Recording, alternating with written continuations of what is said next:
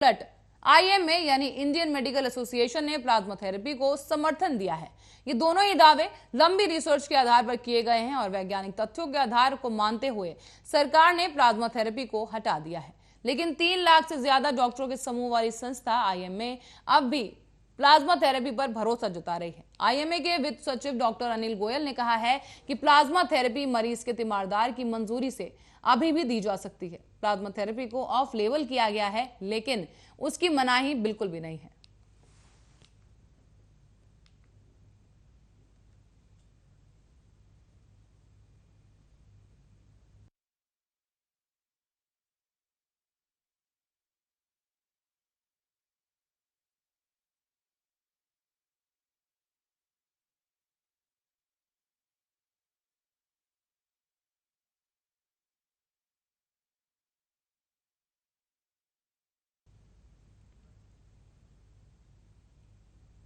वहीं रुक करते अगली खबर की ओर, जहां वैक्सीन की कमी पर आलोचना झेल रही केंद्र सरकार के मंत्री नितिन गडकरी ने एक बयान जारी कर दिया है और कहा है कि अगर देश में वैक्सीन की कमी हो रही है तो कंपनियों को इसे बनाने की अनुमति दे दी जानी चाहिए ताकि लोगों की जान बचाई जा सके। इसके अलावा लाइफ सेविंग ड्रग को भी और कंपनियों को बनाने का लाइसेंस दिया जाना चाहिए। इसी के साथ ही नितिन गडकरी ने कहा कि ऑक्सीजन की कमी के कारण जिन लोगों की मौत हुई है उन पर उन्होंने दुख व्यक्त किया है और कहा कि देश में अंतिम संस्कार का बेहतर प्रबंधन किए जाने की जरूरत है।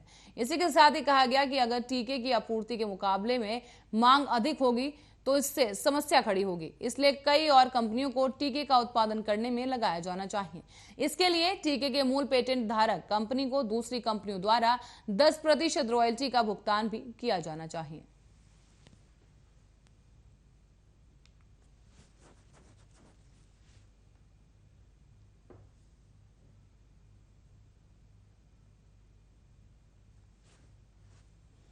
तो वहीं कोरोना संकट की गंभीर स्थिति के बीच वैक्सीनेशन अभियान की धीमी रफ्तार पर देश में कोहराम मचा हुआ है। वैक्सीन को लेकर विपक्ष लगातार हमलावर है, तो वहीं कई राज्य रोजाना बयान जारी कर वैक्सीन की कमी के बारे में शिकायतें करते नजर आए।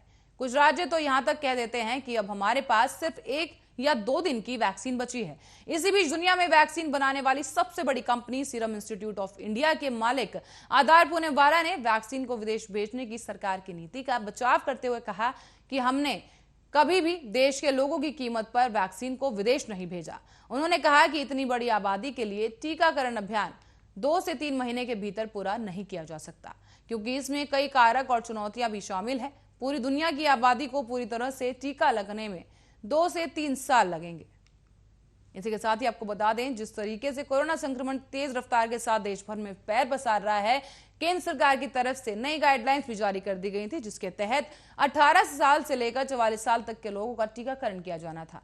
बता दें, ये टीकाकरण का अभियान 1 मई से शुरू किया जाना था, लेकिन इसके बावजूद जो वैक्सीन की कमी है उसको लेकर कई राज्यों से यह शिकायत की गई कि उनके पास इस टीकाकरण अभियान को शुरू करने के लिए वैक्सीन नहीं है, जिसके चलते केंद्र सरकार लगातार सीरम इंस्टीट्यूट की तरफ से भी बना हुआ है उनके साथ। और इसके साथ ही आपको बता दें, अब नया बयान जो यहाँ पर सामने आया है, जहां पर सीरम इंस्टीट्यूट के सीईओ आधार पूनेवाला की तरफ से यह बयान जारी किया गया है, जहां उन्होंने कहा है कि पूरी तरह से देश को टीका लगने में 2 से 3 साल का समय लगेगा।